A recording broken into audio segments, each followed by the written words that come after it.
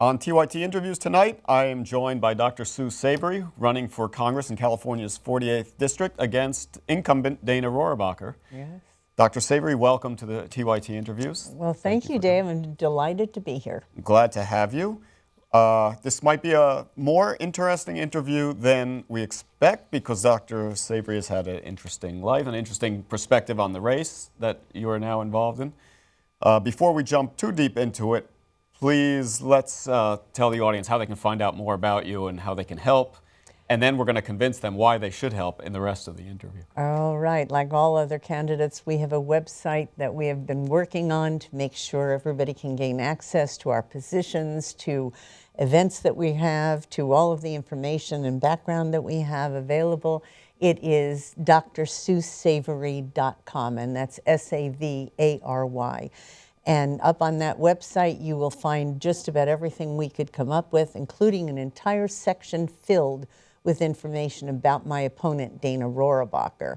He has been in Congress for 27 years, so there's lots of information there. But what we tried to do is to make sure that people coming to the website could really read in detail what was going on, what the votes were, how he operated, and what he's been doing. So we're just delighted to be able to offer that to everyone out there. Okay, so please check that out. Now, meanwhile, Dana Rohrabacher, from my understanding, he supports legalization of medicinal marijuana. He says the Iraq War was a mistake, and he wants to get out of Afghanistan. So what's wrong with the guy? Okay, well, in addition to doing all of those things, the medicinal marijuana is not something I personally have a big problem with. I think probably most people in this country today recognize that if this is an opportunity to give particularly palliative care to people who have problems. I was married for 30 years to a man who ended up dying of bone marrow cancer. So I personally would have done almost anything, did do a whole lot of that, and made sure he had the option to take advantage of that. So medicinal marijuana. No, I agree. I named three things where Dana Rohrabacher is not such a terrible congressman, but I imagine there's way many more than those three. Way many more of those three. In fact, when my husband did die of that bone marrow cancer, UCLA doctors a year later said the fact that he contracted multiple myeloma probably had something to do with the fact that there was a benzene plume underneath the ground, which ended up contaminating the water supply of the city of Pasadena. Well, when you find out something like that, you begin to become an environmentalist par excellence. Right. We were always environmentalists. When we were young, we would be on a boat with Woody Guthrie in the New York harbor singing songs on hootenannies, but this was beyond belief. And Dana Rohrabacher is probably the person in Congress most noted for being an opponent of climate change, most noted for being an opponent of the kinds of environmental assessments that we humans either do now or we're told by 2030 could conceivably be too late for us to do them. I believe the League of Conservation Voters has him at a 0 under his votes for conservation. So a man who would at one level say, well, I'm reasonable on these things, is the most unreasonable on climate change. This is a man who voted against equal pay for equal work for women, also voted against violence against women, although he has 2 daughters, almost an unthinkable vote. When you look at the activities that he has engaged in terms of the infrastructure, he has voted down party line time and time again. One of the reasons I got into this race, I don't know how much you want me to go there, but is that I truly felt that my background, oddly, was pertinent to what a Dana Rohrabacher represented. After my husband died, I had been a management consultant prior to that, but after my husband died and I'd watched my children have to process the loss of their father, I learned a great deal about what loss does to people and what massive change does. And the clients who came to me after that said, you have a particular way of teaching our companies about how to respond to change. So I began to be something of a change agent specialist around the country. So I talk about companies like Kodak Corporation, for example. When time came for the internet, which of course your organization is an ultimate example of, Right. Kodak Corporation said, we're not going to engage in digital photography. Yeah. And I say to people in business, and almost all business people know this, in business, you either change when there's massive change underway or you perish. Right. And guess what Kodak Corporation has done, along with company after company, iconic American companies.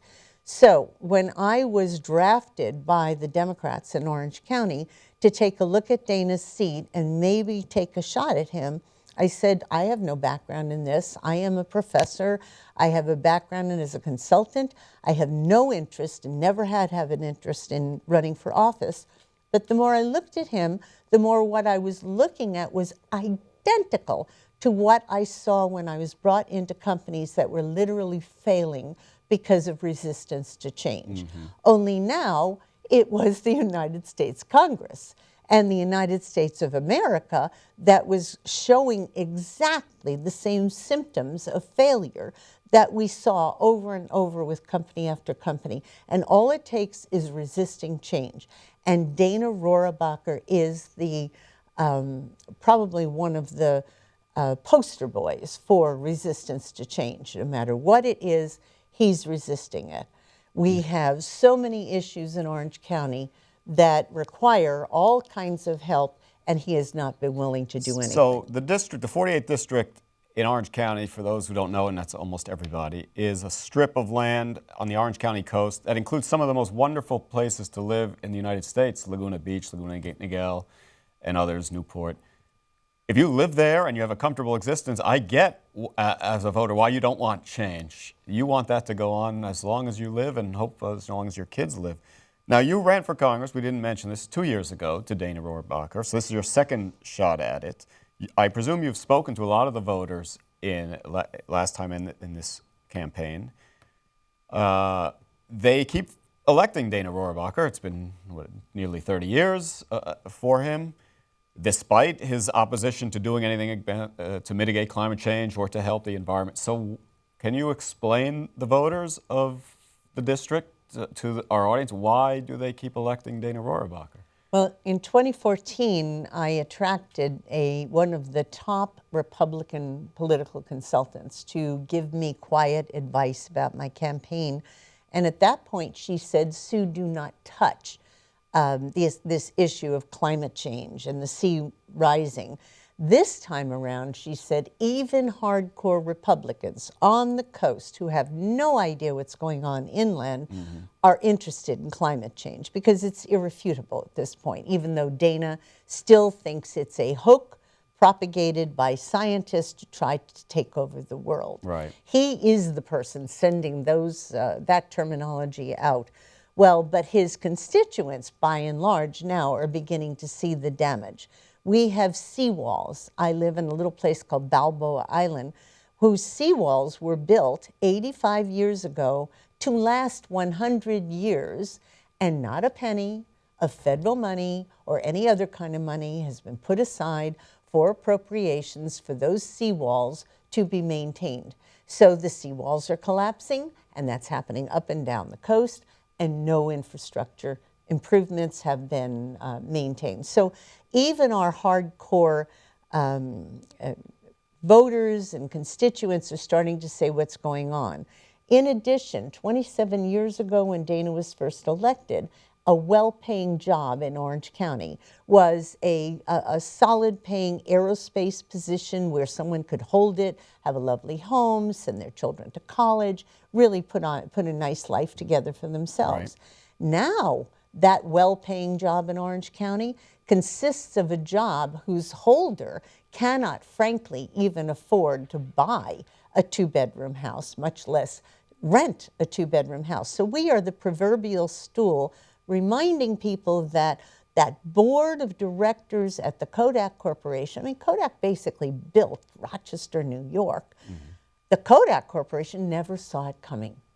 People have come up to me after our meetings and said, my father was a part of that. They never saw it coming.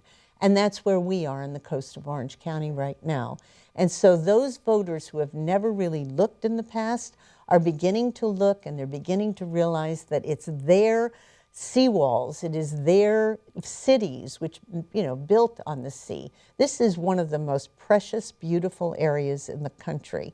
And it would be a crime to see it go down. So you got the advice that this year, this cycle, you can talk about climate change according to that advice giver, the Republican. And have you been talking about it on the campaign trail? And what is the reaction? Boy, we've been talking about climate change. We've been talking about several other issues which are even more of an issue. And literally everybody in the room is nodding their heads. The whole idea that science is a dangerous thing and we're really not about science, I think is beginning to lose sway. And of course, with this extremist race at the national level, many of my friends who are pretty conservative people are saying, I can't be a part of this. This doesn't even get in the realm of what we're thinking. The other issue, though, that Dana has chosen to not even talk about is the fact that in San Onofre, which is very close to the bottom of our district, there is a nuclear waste site, SONGS it's called, San Onofre Nuclear Generating Station. Power plant. And it's a power plant, and it has been shut down because it was built so badly that it was leaking. Well, we still have all the spent nuclear rods there. Now, spent nuclear rods are not fuel that's been used up. They are sitting there in water. If the water disappears, that would be a nuclear disaster. There is more in spent nuclear rods there than there was in Chernobyl when Chernobyl's accident happened. The solution, through my opponent and Darrell Issa, the congressman there, has been for Edison to put these rods in caskets. Now, in Germany, the caskets they put in have walls this thick. They're recommending walls this thick, cover it in cement. Of course, radioactive fuel produces heat. The cement will crack. We will have no way of assessing the leaks. Some people have suggested drones, but we haven't made those yet. And so this is what we're talking about in the next year or two. And then we're going to bury it in the sand underneath an earthquake fault zone that will take a 7.0 quake, which will knock this out. 8.2 million people are in the radius of 35 to 50 miles that the United States government told Fukushima that would be uninhabitable. Right. And this man says, I'm not interested. Edison's got it under control. Dana just basically has run out of steam to do anything but play in Ukraine, play with his buddy Putin, run around the world acting like he knows answers, and really has been asked to leave countries because he is acting in opposition to the national security positions in our country. So even for people who think, oh, he's just an old surfer boy and he's not creating any influence, this thing with Putin has made him literally a danger to our national security. Let's go back to the nuclear generating station. I hate to ask this question because there is really no good solution, but is there a solution to the nuclear waste that you support that has sounded good to you? What would that be? We finally pushed Dana Rohrabacher onto signing on to a congressional bill that was looking for the interim storage containment bill, it's called. And the bill was designed to have Congress approve some kind of interim storage. Now, the problem basically lies with the fact that in Nevada, we had a place to put nuclear waste, and that was so poorly designed at that point that the nuclear radiation went into the Nevada water supply. So it has caused that mountain to shut down. Yeah, Yucca Mountain. Yucca Mountain in Nevada, in Harry Reid's area. It was not Harry Reid deciding to just do it. The Nevadan water supply had been impacted. There is a congressman in New Mexico. There's a congressman in Texas. Both have said, I'm willing to take in the nuclear waste. And by the way, nuclear waste from all of the federal nuclear facilities is being taken in all over the place. Right. So it's being done. Both of them have agreed to take in the nuclear waste, and either one of those is in a military station, no-fly zone, protected in an area where we do not have 8.2 million human beings at stake. So, I mean, there is such an attitude that these things can be dealt lightly. My husband, prior to his passing, was the head of flight engineering for Voyager 2 and Galileo spacecraft. And when Galileo spacecraft was put into the shuttle bay and was sent up, it took the sign-off of the President of the United States, because this was called a single-point failure. Had it blown up in the atmosphere and the nuclear waste or nuclear materials in there blown up, that would have constituted a nuclear event. And only the President of the United States could have made the decision to do that without redundancy. Today, we've got congressmen acting like this is not a big deal and Edison will figure it out. So he's actually become a danger to the people he supposedly represents. So that's one issue. We've talked about, touched on this subject. I want to explore with you a little for the audience, a little bit about the tricks of running for Congress. You have to decide if you're running for Congress, especially if you're in the opposition or the challenger, if you're going to make it a local race or a national race. And you also have to fight possibly name recognition problems because you have an incumbent and you're a challenger. On the other hand, you might have to fight a complete lack of knowledge about any of it. Maybe people don't know the challenger or the incumbent or even who their congressman is or what party they're from. So can you talk a little bit about how you face, what you have experienced and how you've dealt with the decision about whether to make it a national, talk about national issues or local issues, and how you get your name out there and what you're finding? Do people know, say, I know, I want to vote for Dana Rohrabacher, or do they not know who he is? Yeah. So, excellent question, because the reality is there was a poll done in 2008. Debbie Cook, who had been the 4-time mayor of Huntington Beach, which is 40% of the district, ran against Dana and did better than anyone had ever done prior to that time. Came out of the general with just under 44%. The poll showed that 19% of Dana's voters thought he was a woman. Dana was a possible woman's name. So these are the lowest information voters that you could possibly find. And they are indeed going in and they're just voting down party line. So you're absolutely correct. There is no question that we have got to get to voters and make sure they know they have a choice. Simple reality is I am never going to get that 19%. And I'm probably not going to get that 40%. Because the 40% who will go in and don't even know his name, but will vote for him over and over again, certainly are not going to vote for me. But I don't need that. I only need 50% plus 1 vote. Right. And to get 50% plus 1 vote, we had to recognize that, first of all, there are only 44% Republicans in all of the district to begin with. So they don't even have a plurality. The reality is we had enough independents and Democrats to all by ourselves, never with 1 Republican vote, to take the district.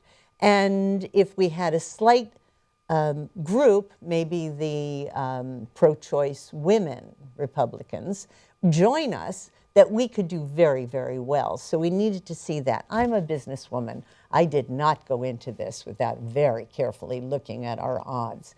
And then we looked at the race that I ran in 2014, knowing it was a pure learning curve. loved learning, but we came out with just under 65,000 votes, which, as one of my interns tells me, that is filling Dodger Stadium and having 7,000 people left over in the parking lot, which I really am very, Grateful. very blessed to have every one of those votes. But we came into this race with Loretta Sanchez saying to us, Sue, how many votes were there between you and him in 2014? 38,000, I answered. She said, do you know that there are 38,000 registered Latino voters in your district who might not have come out for you, but I believe will come out for me if I run for Senate. Right. So there we have that group.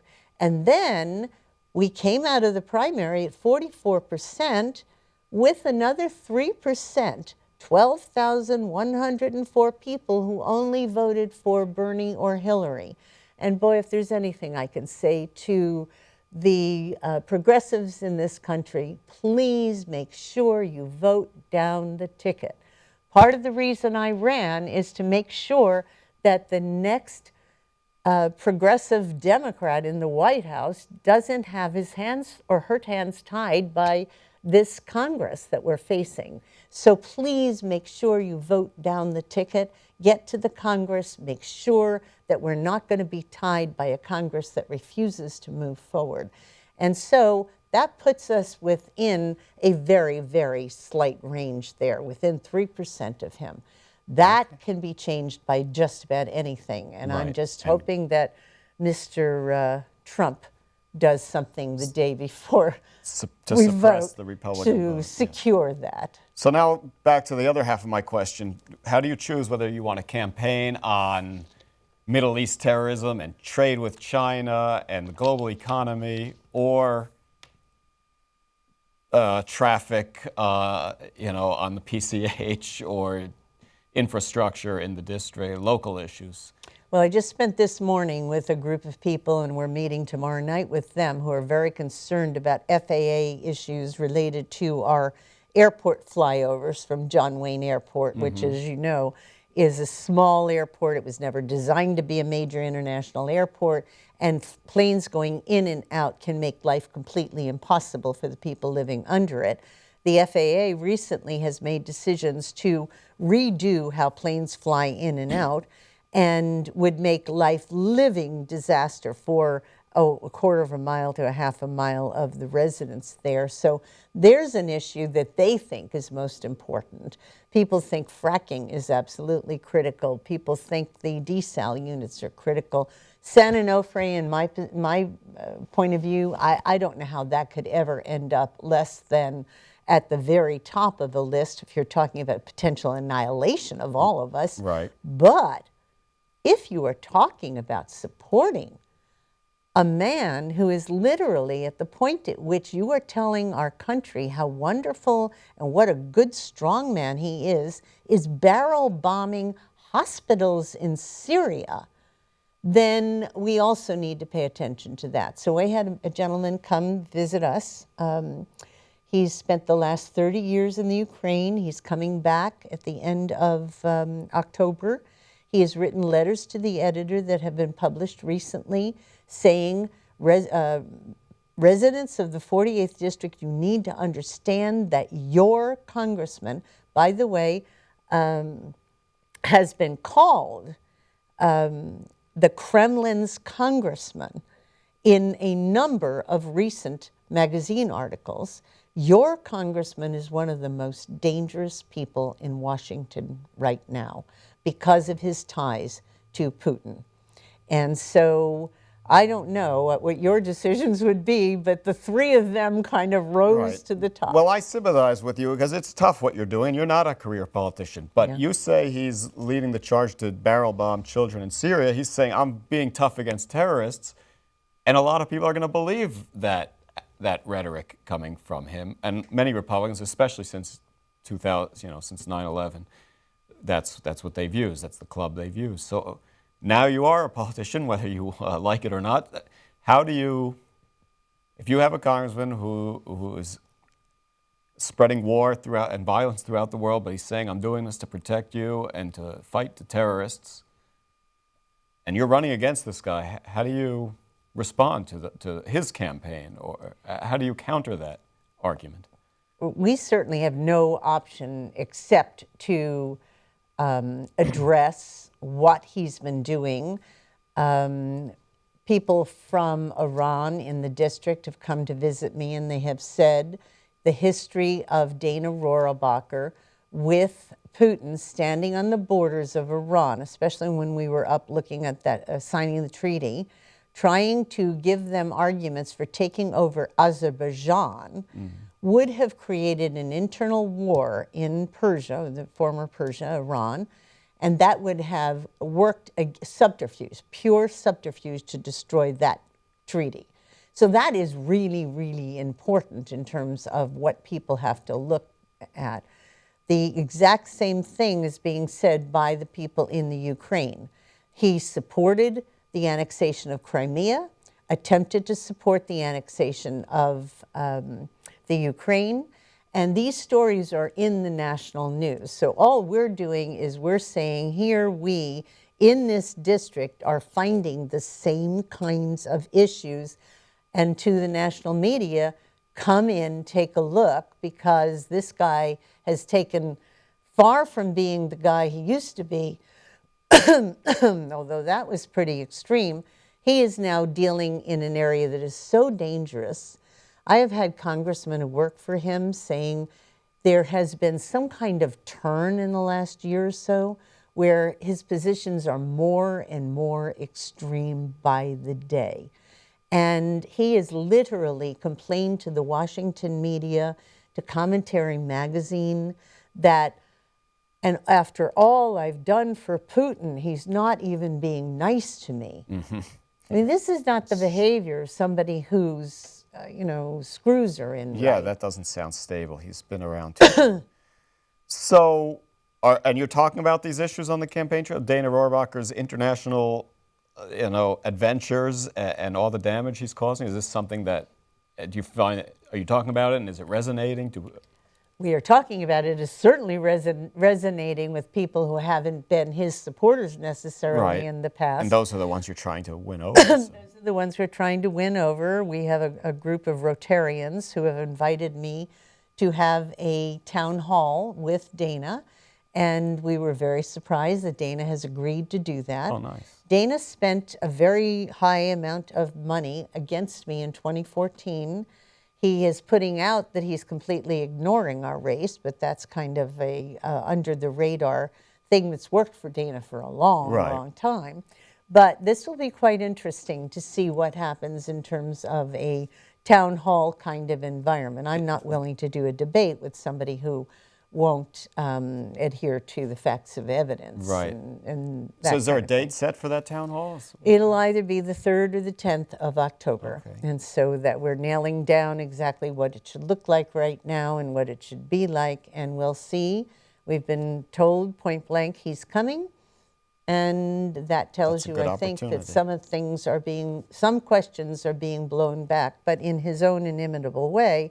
People are you go on Twitter at night, and whether he is in an altered form of sensibility or not, Dana is tweeting, and someone recently, I guess about a week ago, tweeted that, what's going on with this Russian stuff? What are you doing? And he said, well, if you're questioning my anti-communism, then you're just a big...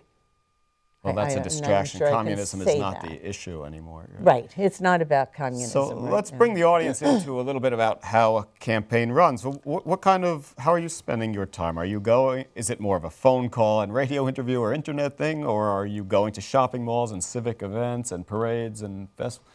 How are you spending your days during these next 6 weeks? What I've drawn, and I clearly am a person who likes people, likes to talk to people, work with people, and what I have drawn as campaign volunteers. Our campaign has been almost entirely voluntary for over 2 years now.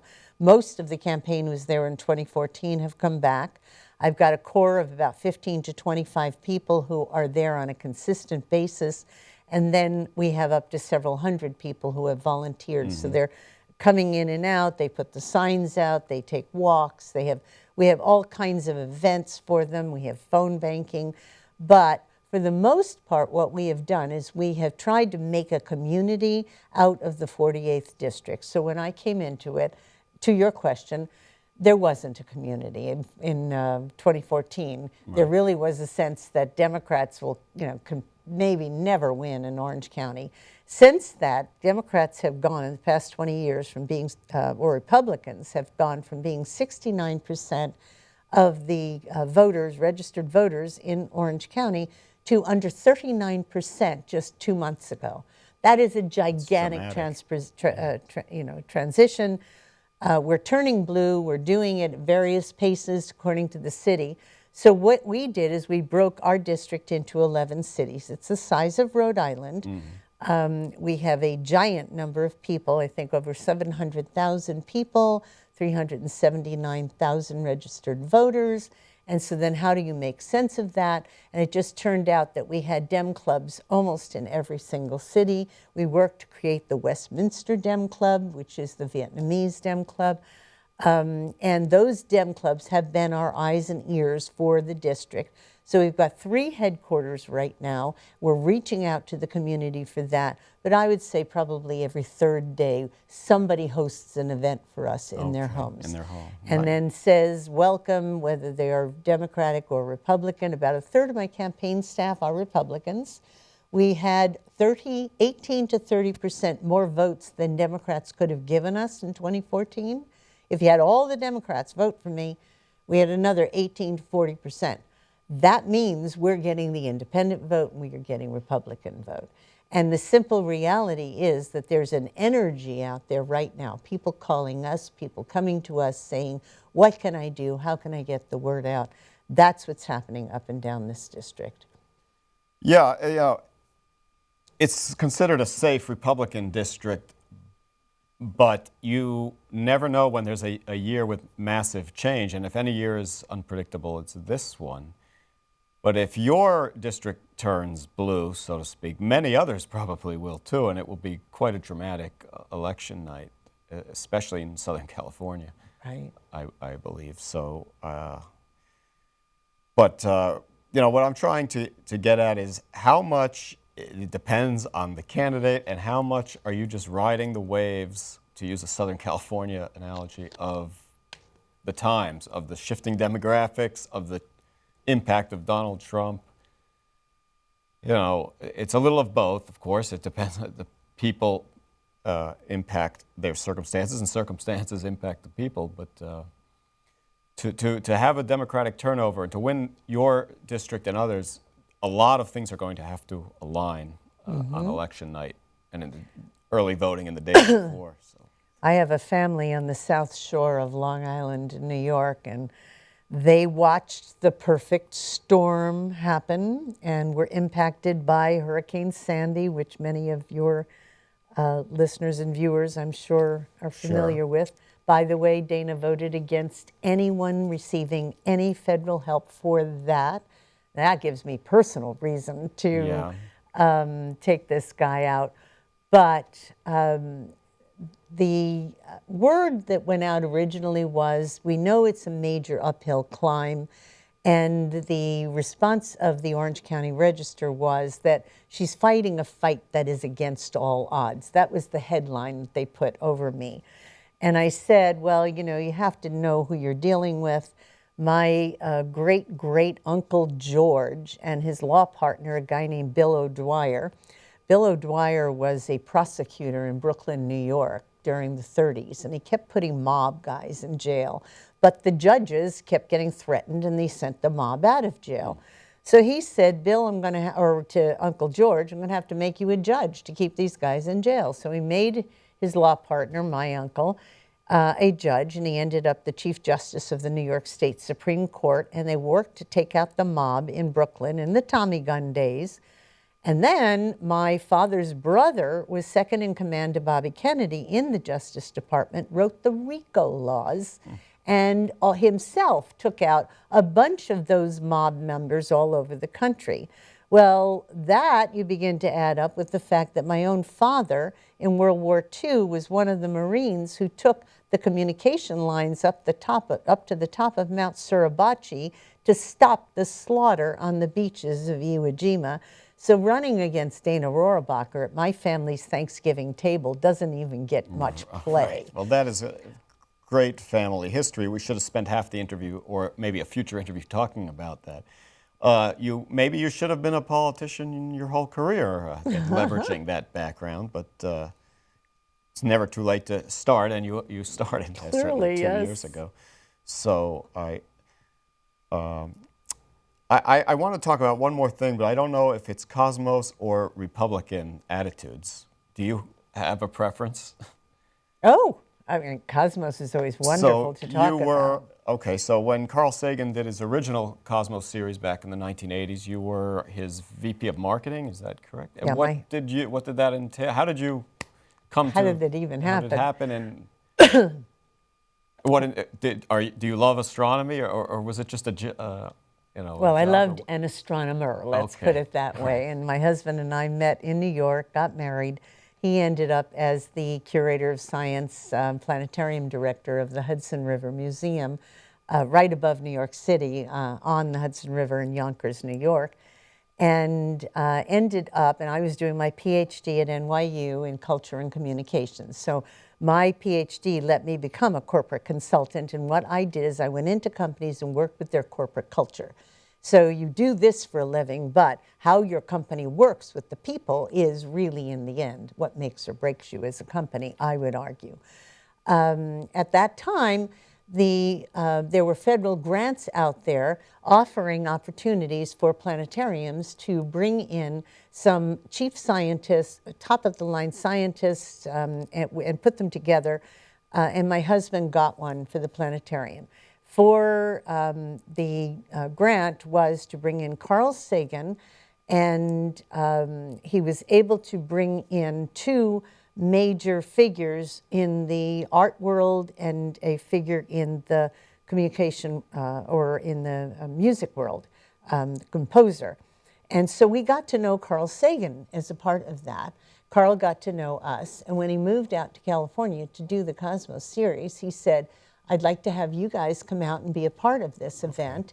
Ken ended up in flight engineering at JPL, and I ended up working with him, and I tell the story in Cosmos, which pretty much anyone who is in my position might agree with. One of the things at the time is we were putting out a book that had Isaac Asimov and Kazuaki Iwasaki combining the written and the imaging of places we'd never been in the universe. Right. One of which, by the way, was Saturn.